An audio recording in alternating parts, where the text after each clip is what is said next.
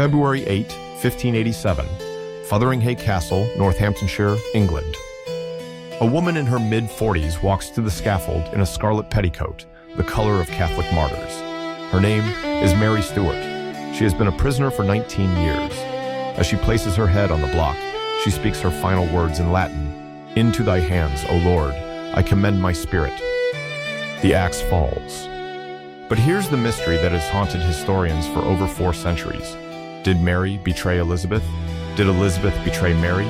Or did they betray each other in a deadly game where the rules were written by men determined to destroy them both? You're listening to Beat Nomads, History and Myths Awakened, a history podcast where we uncover the legends and lies buried beneath the pages of time.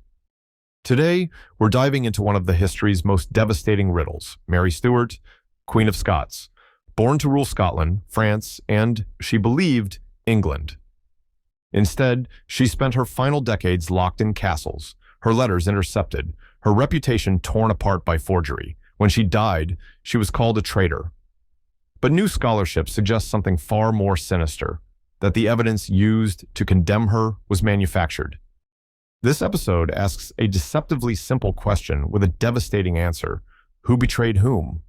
We'll follow the paper trail, examine the forged documents, meet the spymasters who built the trap, and decide for ourselves whether Mary was guilty of treason or a victim of one of history's most effective intelligence operations. Buckle in. This story has murder, codes, escape attempts, and a conspiracy that touches the highest corridors of power.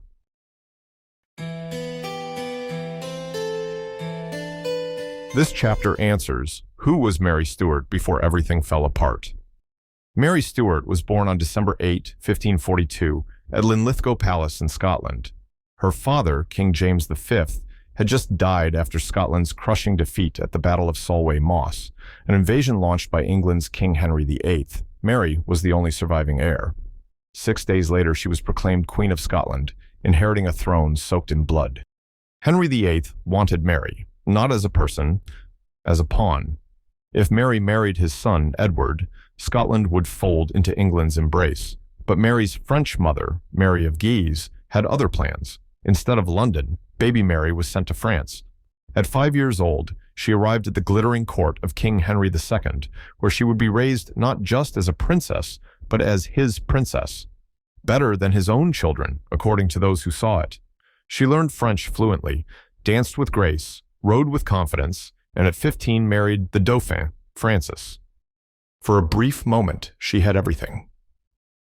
When Francis became King of France in 1559, Mary was Queen of France, the most powerful throne in Western Europe. Then, in December 1560, Francis died of complications from an ear infection. He was 16 years old. Mary was now 17, nearly 18, a widow, unwanted, no longer useful to the French court. Her mother-in-law, Catherine de' Medici, quietly made it clear Mary had no place in France anymore. So, in August 1561, the Queen of Scots returned to her native land, a country she barely remembered, ruled by Protestant lords who viewed her with suspicion. She was Catholic, educated in France, accustomed to courtly sophistication. Scotland was fractured by religious conflict, ruled by factious nobles who trusted no one. She was also absolutely determined to rule. The historians call this period, her first 5 years ruling in person, remarkably pragmatic. Mary issued a proclamation accepting Scotland's Protestant settlement. She kept her own Catholic faith private. She appointed her illegitimate half-brother, the Earl of Moray, as her chief advisor. Even John Knox, the fiery Protestant preacher who condemned her for hearing Mass and dressing elaborately, could not shake her composure or her grip on power. But pragmatism, as it turns out, was not enough. By 1565, the Scottish lords were restless. Mary needed to marry, to secure her dynasty, to establish alliances, and, most critically, to strengthen her claim to the English throne. She chose poorly. Or so history has told us. She married her cousin, Henry Stuart, Lord Darnley. It was a disaster. Darnley was handsome, charming when sober, and pathologically jealous when drunk. Within a year of their marriage, his jealousy turned to rage when he believed Mary was spending too much time with her Italian secretary, David Rizzio. On March 9, 1566, Darnley and a gang of Protestant lords stormed Mary's supper chamber at Holyrood Palace while she was 6 months pregnant. They dragged Rizzo screaming from behind his queen. He was stabbed over 50 times. Accounts vary considerably among historical sources. Darnley held his dagger, though accounts differ on whether he wielded it or simply let others do the work. Mary would later convince Darnley to abandon his co-conspirators. She was clever enough to play on his jealousy, his fear of betrayal, his desperate need for her forgiveness. About 3 months later, in June 1566, she gave birth to her son, James. For a moment, it seemed the marriage might stabilize. It didn't. By early 1567, Darnley was dead, not in battle, not by plague, but murdered in a very mysterious circumstances. And 3 months later, she married the man suspected of killing him.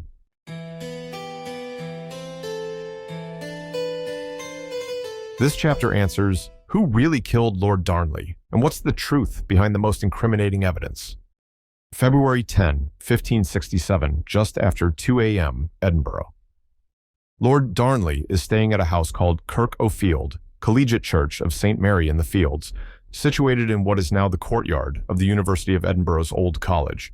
He's recovering from either syphilis or smallpox. Accounts vary. Mary left him there earlier in the evening to attend a wedding celebration at Holyrood Palace. According to one account, she was dressed in men's clothing. Masquerades were common at court. What Darnley didn't know was that someone had been smuggling gunpowder into the cellars beneath his room.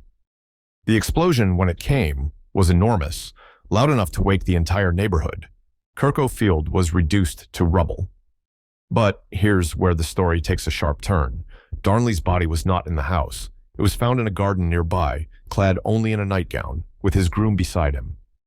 According to contemporary sources, there are competing theories about his death. Some historical accounts suggest he may have been strangled or suffocated. However, post-mortem examinations found no conclusive marks of violence. Internal injuries, possibly caused by the explosion, may have played a role. The most widely accepted scholarly consensus suggests that Darnley heard the commotion, escaped using a rope and chair found nearby, and was then murdered outside. Some historians argue the explosion itself was the primary cause of death. There are competing interpretations among scholars, and the exact cause of death remains a matter of historical debate, with no single theory universally accepted. The list of suspects was long. Darnley had betrayed many nobles. The Protestant lords hated him. The Earl of Bothwell, Mary's next husband, had every reason to want him dead. Contemporary accusations targeted allies of Bothwell, including Archibald Douglas, with allegations that gunpowder had been procured. Specific evidentiary details remain disputed. But here's where we encounter our first piece of evidence, the Casket Letters. On June 20, 1567, 5 days after Mary's surrender at Carberry Hill, the Scottish lords claimed they discovered a silver casket containing 8 love letters, sonnets, and marriage contracts. They said these letters proved that Mary and Bothwell had been lovers, had conspired to murder Darnley, and that the guilt drove Mary into Bothwell's arms. Mary was accused of writing these letters in French to Bothwell. One of them, letter 2, explicitly discussed getting rid of this man and freeing herself from her marriage. The implication? She and Bothwell were murderers. There was one problem. The originals have never been found. What we have are copies. Poor copies. Roughly translated from French. Made in 1568, more than a year after the alleged discovery. None of them were reviewed by independent handwriting experts. Mary herself never got to see the originals, only the copies. In 1568, Queen Elizabeth I appointed a commission at Westminster to inquire into the matter. The letters were produced as evidence. Mary strenuously denied writing them, calling them forgeries. In fact, she was so emphatic that Elizabeth, despite the Scottish lords' insistence on her guilt, avoided delivering any formal verdict, and the inquiry concluded without a decision. But the damage was done. The narrative had calcified. Mary had married the man accused of murdering her husband just 3 months after his death. That single fact, whether the casket letters were authentic or not, was politically catastrophic. Modern scholarship by historian John Guy, who has examined all available evidence and spent considerable time in the archives, suggests something far more disturbing. The letters were either fabricated entirely or were heavily doctored by Mary's enemies.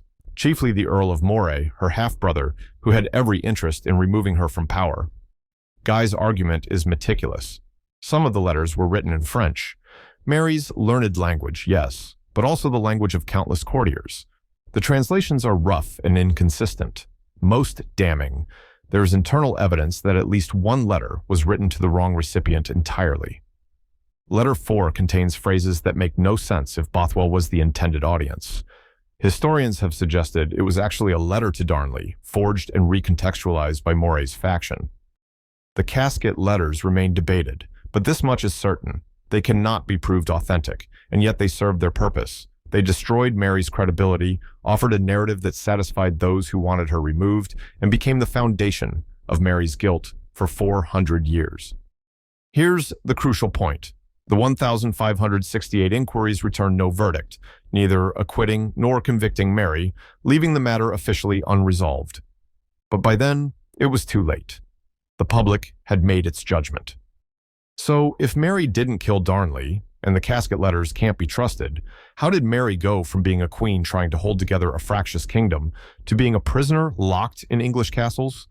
The answer involves betrayal, desperation, and letters intercepted in beer barrels.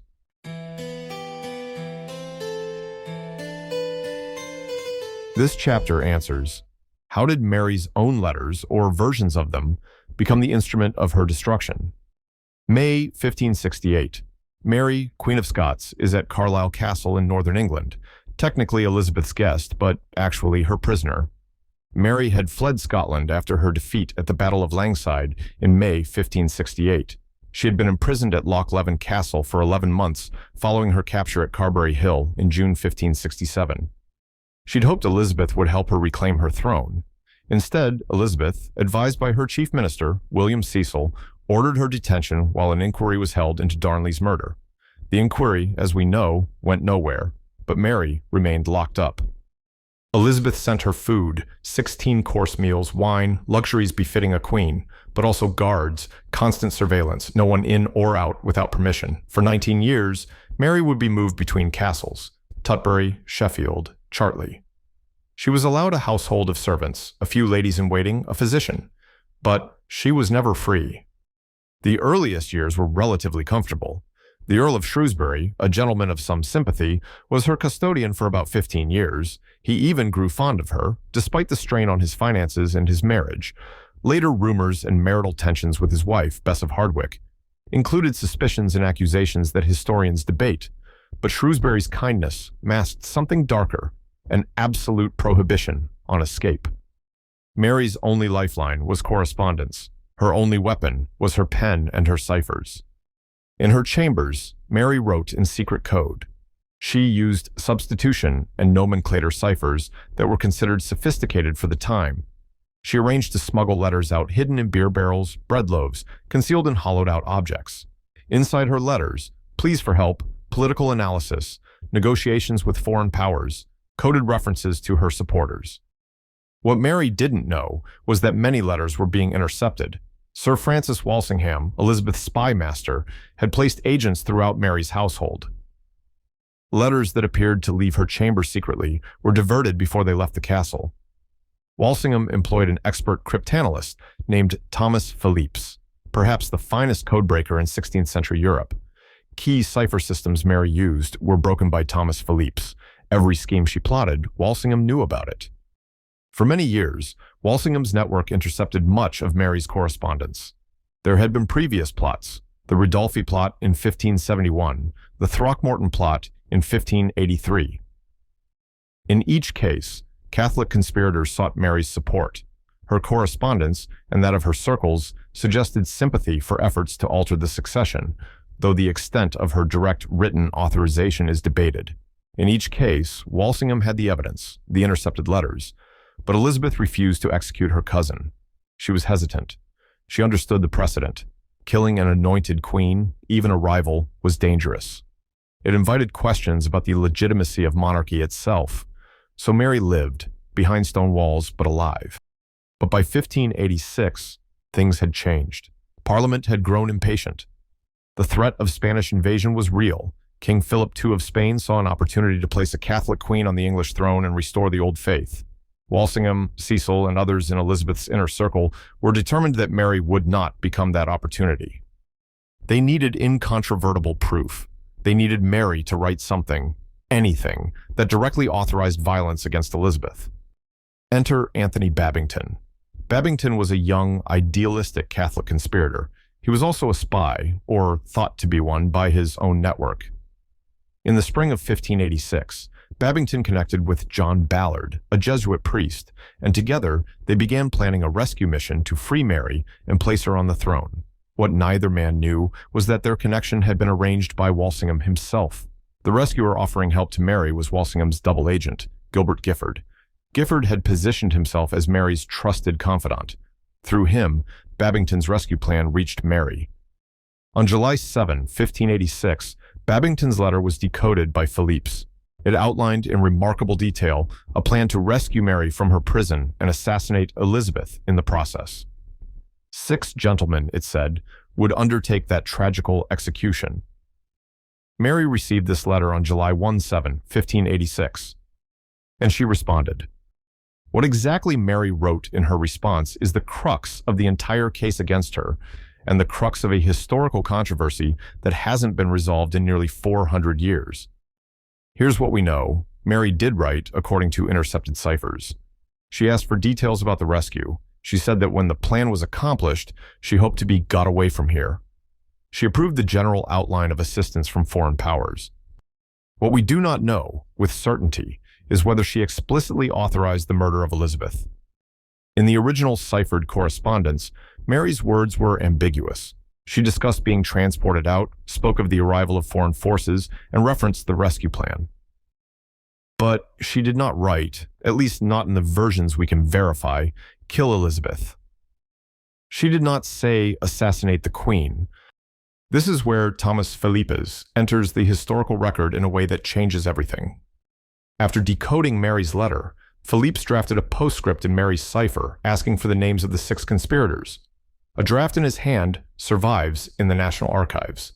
Historians have debated the implications of this document. It was not presented at Mary's trial, and her conviction rested primarily on intercepted correspondence and confessions from conspirators. The postscript was never shown to Mary. It was not presented to her at trial. It was, in effect, Walsingham's insurance policy, a way to make absolutely certain that Elizabeth had enough evidence to sign Mary's death warrant. By October 1586, Mary was arrested, her chambers were searched, her papers were seized, and she was moved to Fotheringhay Castle to stand trial for high treason. The trial would seal her fate and raise questions about justice that echo to this day.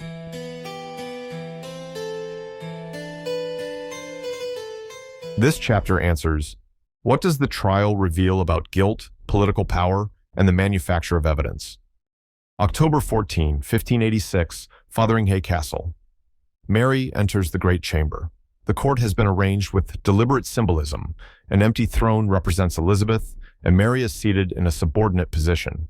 She will be tried before 36 noblemen for high treason under the Act for the Queen's Safety, a law passed just 2 years prior, specifically designed to prevent plots against the monarch. Mary denies the charges. She protests that she has been denied legal counsel, that her papers have been removed from her, that as an anointed queen of a foreign power, she cannot legally be tried in an English court for treason against England. She demands to see the evidence against her. The prosecution presents intercepted ciphered correspondence and depositions from Babington and other conspirators connected to the Babington Plot. Mary, with remarkable composure, argues the letters are forgeries or were intercepted and altered without her knowledge. She points out that none of the originals can be produced, that the translations are unreliable, and that even if she had discussed rescue efforts, which she admits to, that is not the same as authorizing murder. It doesn't matter. On October 25, 1586, the court finds Mary guilty of treason. Contemporary accounts report a near-unanimous verdict. Some sources note Lord Zouche as dissenting. Mary is sentenced to death. But Elizabeth hesitates. For weeks, she refuses to sign the execution warrant. She is troubled. She understands the precedent. She writes to her minister, William Cecil, expressing doubt. She worries about the international consequences. She fears retaliation from Mary's son, James VI of Scotland, who might form an alliance with Spain. Here's the critical detail. Even Elizabeth had doubts about the case. The trial reveals something crucial.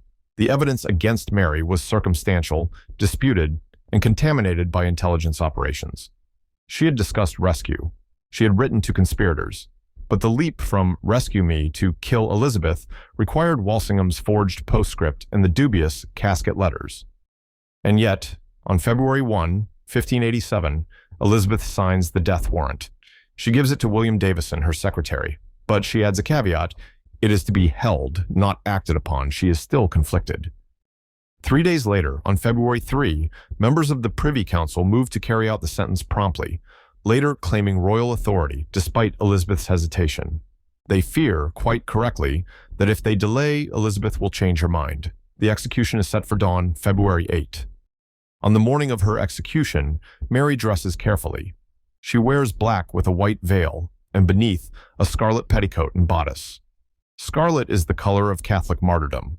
She is making a statement: I die not as a traitor, but as a martyr. She approaches the scaffold. She forgives her executioner. She kneels, places her head on the block, and speaks her final words in Latin. Into thy hands, O Lord, I commend my spirit. The first blow of the axe misses. The second finds its mark. It took more than one stroke to kill her, according to reports. In the chaos, her small dog, often described as a Skye Terrier, emerges from beneath her skirts, covered in her blood. Her ladies weep. The executioner holds up her head, and, according to multiple accounts, her wig falls away, revealing hair that is thin and gray. After her death, all of her clothing, her crucifix, the execution block, and any possible relics are burned so that no Catholic can preserve them as sacred objects.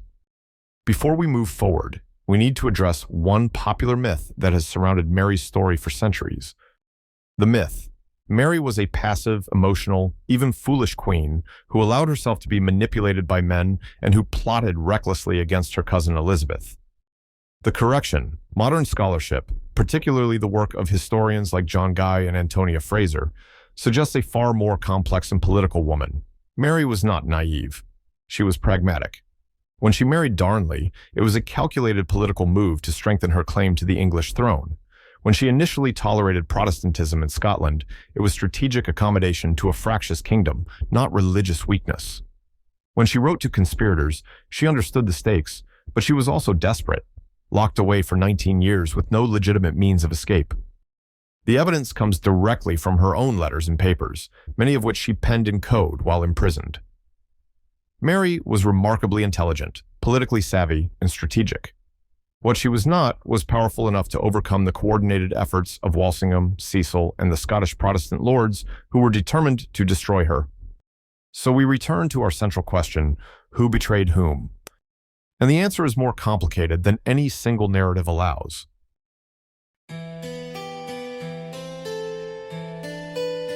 This chapter answers: who truly betrayed Mary, and why does the answer matter today?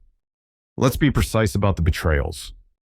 The first betrayal, Mary's own half-brother, the Earl of Moray, betrayed her in 1567. He conspired with the Scottish Protestant lords to remove her from power, produced the highly questionable Casket Letters as evidence of her complicity in Darnley's murder, and became regent of Scotland in her place, controlling her infant son James VI. Moray profited from Mary's downfall. He kept power, accumulated land, and ensured that Scotland would remain Protestant and allied with England rather than France. The second betrayal, the Scottish lords betrayed her. The nobles who had seemed loyal turned against her. They captured her at Carberry Hill, forced her to abdicate, and imprisoned her in Loch Leven Castle. There, she suffered a miscarriage, a personal tragedy compounded by isolation. The third betrayal, her own son James VI betrayed her. Born when Mary was Queen of Scotland, James was taken from her as an infant and raised by men who shaped him to see his mother as a threat to his legitimacy. James never visited Mary during her captivity and avoided open conflict with Elizabeth. After her execution in 1587, he lodged limited diplomatic protests, but did not pursue war with England. In 1603, on Elizabeth's death, he acceded to the English throne, uniting the crowns under his rule, the very outcome Mary had sought, but which she would never see. The fourth betrayal, William Cecil and Sir Francis Walsingham betrayed Mary through deliberate intelligence manipulation. They intercepted her letters systematically, forged evidence, or at minimum, heavily altered evidence, to ensure she could be convicted, and orchestrated a trial whose outcome was predetermined. Walsingham's postscript forgery, the addition of text to Mary's letter that made her appear complicit in assassination, represents one of the clearest cases of fabricated evidence in English legal history. The evidence? The forged postscript survives in the National Archives. Multiple historians have examined it. The draft exists in Philippe's own hand. The fifth betrayal. Elizabeth betrayed Mary. This is the most complex. Elizabeth understood that Mary was a threat, a Catholic queen with a legitimate claim to the English throne, a symbol around which Catholic powers could rally. For 19 years, Elizabeth kept Mary imprisoned, denying her legal rights, refusing to meet with her, and eventually permitting her execution. Elizabeth was not a villain. She was a queen defending her throne, but she was also the only person with the power to save Mary, and she didn't. Near the end of her life, Elizabeth reportedly expressed regret about Mary's execution. She claimed she had not intended for the warrant to be carried out, that Cecil and the Privy Council had acted without her final consent. Whether true or not, it suggests that even Elizabeth, the great Gloriana, the architect of English Protestant power, harbored doubts about whether Mary truly deserved to die. But there is a sixth betrayal, and it is perhaps the most significant one, because it extends far beyond Mary herself. The entire structure of 16th century politics was designed to marginalize women. Elizabeth was a rare exception. She managed to maintain power by remaining unmarried and by surrounding herself with male advisors whom she could play against each other. Mary, by contrast, was told repeatedly that she must marry. It was her duty. Her marriage would strengthen Scotland, ensure the dynasty, secure alliances. Mary married 3 times. Each marriage was explicitly designed as a political move, not a romantic one. Her first husband, Francis, died. Her second husband, Darnley, was murdered. Probably not by her, despite what the forged letters suggested. Her third husband, Bothwell, was widely suspected of murdering Darnley, yet Mary married him anyway, possibly because she had been raped by him and Scottish law required marriage after such an act, possibly because she believed it was her best political move.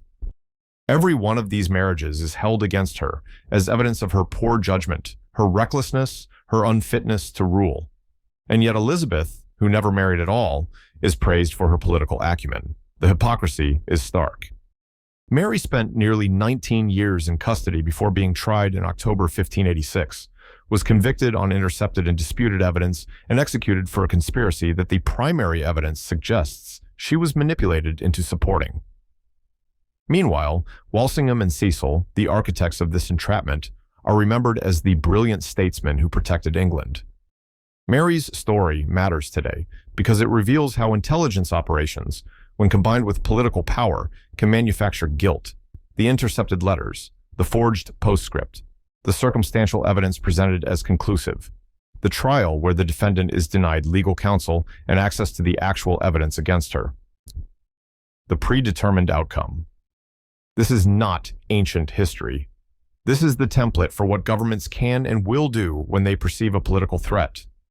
Mary's case also highlights the particular vulnerability of women in positions of power. She was repeatedly described as emotional, reckless, and unfit to rule, narratives that had little basis in fact, but were repeated so often they calcified into history. Her Catholic faith, which would have been acceptable in a male monarch, was held against her as evidence of her foreignness and unsuitability. And perhaps most importantly, Mary's story reminds us that the people written out of official history, the prisoners held in castles for 19 years, the queens whose letters are intercepted and altered, the women whose agency is taken and reframed as weakness, they are asking for our attention. They are asking us to look more carefully at the evidence, to question the official narrative, and to consider whose interests are served by the story we've been told.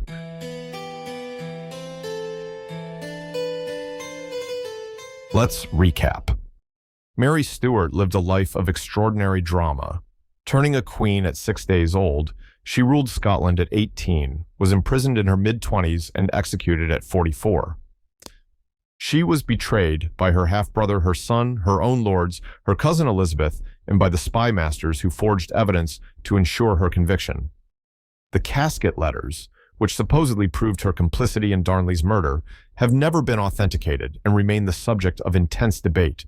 The trial that condemned her presented intercepted cipher letters and conspirators' confessions. Allegations about a drafted, forged postscript have fueled controversy, and the proof remained contested. And yet, for 400 years, she has been remembered as a traitor. But the evidence tells a different story. Mary was politically shrewd, religiously committed, and ultimately a victim of one of history's most effective intelligence operations.